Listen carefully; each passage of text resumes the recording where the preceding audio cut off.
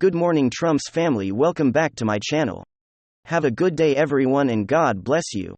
Alright, without further ado, let's get into the news this morning. And of course, not too far. Get Stacey Abrams is also the future president of Earth, according to Star Trek or the Star Trek producers and writers.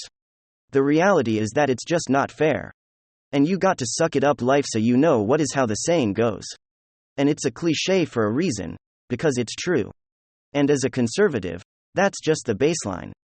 Democrats control the power. They don't need to do anything to get elected. All they need to do is push a bunch of phony narratives, promise a bunch of free crap people are going to vote for them. All they have to do is employ their celebrity army to mobilize gullible people in the impressionable youth vote, and they win by virtue. And so this is a call to action. Have conservatives stand to win moving forward, then you got to step up the game. Democrats are unified. Democrats, in fact, are so unified that they're finding success with cognitively impaired candidates. If that's not a warning sign, then I don't know what is. The unified behind one message, behind particular issues, behind particular candidates, and it leads to good results for them. Meanwhile, the GOP establishment just isn't doing the same, not unifying behind a clear, concise, consistent message, not taking stances on important issues and putting together coherent arguments to defend those issues. I mean, for the last 12 months, the RNC has done nothing but say the word inflation. Merely saying the word inflation or bite inflation doesn't win you an election, elected Republicans, because inflation isn't a magical spell that automatically wins you the midterms. You need to overperform. You need to have an actual policy mandate. Instead of just saying the word inflation, you need to talk about supply. You need to talk about production, American production of goods and energy, instead of letting the Democrats fearmonger. On the issue of abortion, you have to actually turn around with a coherent argument defending your stance. Democrats instead just ran away from the issue entirely, because they're scared of the evangelical portion of the Republican Party. They don't want to step on anyone's toes. I mean, looking back, and I've said it multiple times, where was the messaging? Where was the coherent policy mandate? This is what we're going to do. Elect us because we're going to solve the housing affordability crisis. We have an actual solution that's going to remove red tape.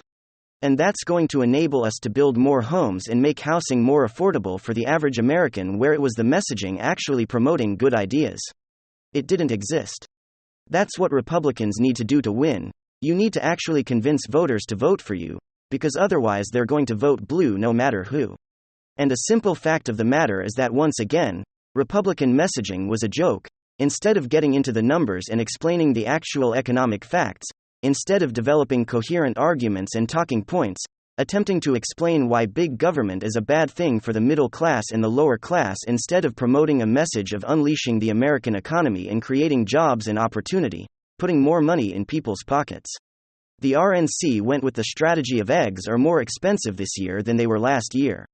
I hate to say it, but I think everyone got complacent, including myself. People convinced themselves that Joe Biden was such a disaster that the election was granted. Republicans felt entitled to an election sweep victory here. They felt like it was owed to them instead of earning it. I think that's probably a great takeaway to move forward and start making change. Democrats are going to continue doing what they're doing in all of these different states and all these different districts. It's not going to change. Whining about it on Twitter is not going to change it. The only thing that's going to work is winning in such monumental fashion, pushing such a clear, concise political strategy, policy platform and messaging. Doing what Republicans did in Florida is really the only option. You got to convince independents to vote for you by a staggering amount. And you got to get people who are registered as Democrats to have a change of heart and shift their party registration to Republican, and it really shouldn't be that hard considering how easy it is to prove that Democrat policies are complete trash. And then, this is some big news. This is the conversation that we need to be having. The neocons, the Fox News Never Trump heirs, are going to continue to push the anti-Trump narrative, but the conversation needs to revolve around one name and one name alone, as I've been saying, Mitch McConnell. And you might be unaware of it, but there's a Senate leadership vote that's right around the corner, and Mitch McConnell is trying to rush that leadership vote before the final midterm Senate results are tallied, because he has one goal and one goal alone and one interest, and that's for him to remain Speaker. He doesn't want new conservative faces that represent a different interest joining the Senate and voting against him. He wants the current Senate, which is filled with neocon Mitch McConnell allies. He wants them to vote him back, and he wants to subvert the will of the people, subvert the will of the Republican base, and that right there is the story, because that's what he's been doing. And all you got to do is follow the money. Blake Masters, who unfortunately as of right now is looking like he is not going to pull through in Arizona, is sounding the alarm and blasting Mitch McConnell during this interview, and Blake Masters is absolutely right. Alright folks, so I think the word is saboteur. Yeah. We've spoken extensively of what Liz Cheney is doing to aid Democrats, what Lindsey Graham has done to aid Democrats, and especially Joe Biden with that ridiculous federal abortion ban stunt that he pulled a couple of weeks ahead of the election. We spoke about Karl Rove spending $2 million in ad buys promoting Democrat Josh Shapiro in Pennsylvania. But at the end of the day, that's small stuff. The guy who controls the purse, the Republican funding purse, is Mitch McConnell. He's the guy who sends money to the most important races. He's the one injecting capital, which is supposed to be on behalf of GOP voters.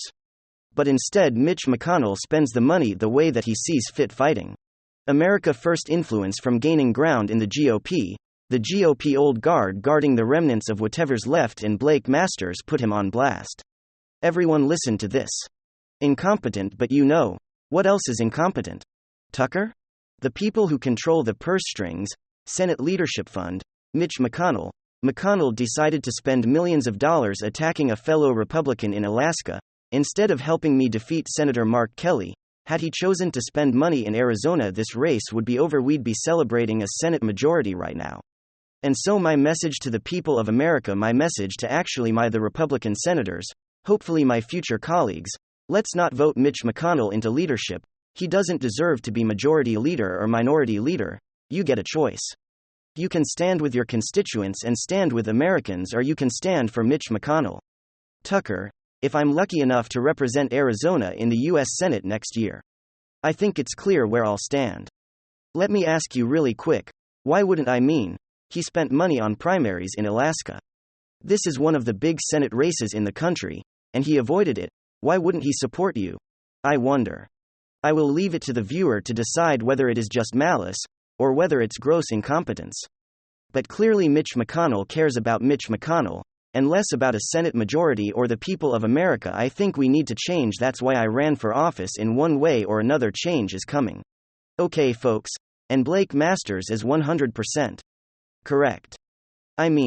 Just think about that first thing that Blake Masters said there. Instead of infusing capital in one of the most important races, the Blake Masters versus Mark Kelly race, which the Senate majority hangs on, in a race that became incredibly competitive, the closer we got to Election Day, at least in terms of the polls, instead of spending money there, he was spending money in Alaska to fight Senator Lisa Murkowski's opponent, which happens to be a Republican in Kelly Tshibaka. Instead of letting Alaskan voters make their own decision on which Republican they want to choose to represent them in the Senate, Mitch McConnell decided that he didn't respect their decision, and so he was going to try to influence it, spending dollars to attack Republicans. And that is also what he did in the Republican primary in Arizona, trying to stop Kari Lake's ascension. These old guard neocon fossils are the ones holding the party back. It's not Donald Trump, but they continue to pretend as if they're the strength within the party. Take a look at this tweet and how poorly it aged for Mitt Romney, the person most responsible for Senate GOP momentum and likely majority. Mitch McConnell, he personally raised the hundreds of millions of dollars that evaporated the Democrat-leading swing states. Speak softly carries a big stick. Yeah, that didn't really age well. Now did it? You mean like how Mitch McConnell's back super PAC defunded the New Hampshire race with $5.6 million in mid-October, sending that money to Alaska? The problem in the GOP is a problem within it's the divisive noose. The infighting and the sabotage that continues, and following the money is the greatest indicator. But of course, as Ted Cruz and Mark Levin are exposing, Mitch McConnell is trying to ram through a leadership vote before the Senate runoff in Georgia. Ted Cruz writes, it makes no sense for the Senate to have a leadership election before the GA runoff. We don't yet know whether we'll have a majority, and Herschel Walker deserves a say in our leadership. Critically, we need to hear a specific plan for the next 2 years from any candidate for leadership. Mark Levin, quote, retweets, McConnell is plotting to ram through a leadership vote before the GA runoff. This is how McConnell operates. Ted Cruz urges to delay, as do Hawley, Rubio, Johnson and Lee, and so all this serves is to further divide in anger the base. Republican voters are sick of a Republican establishment that does not represent them.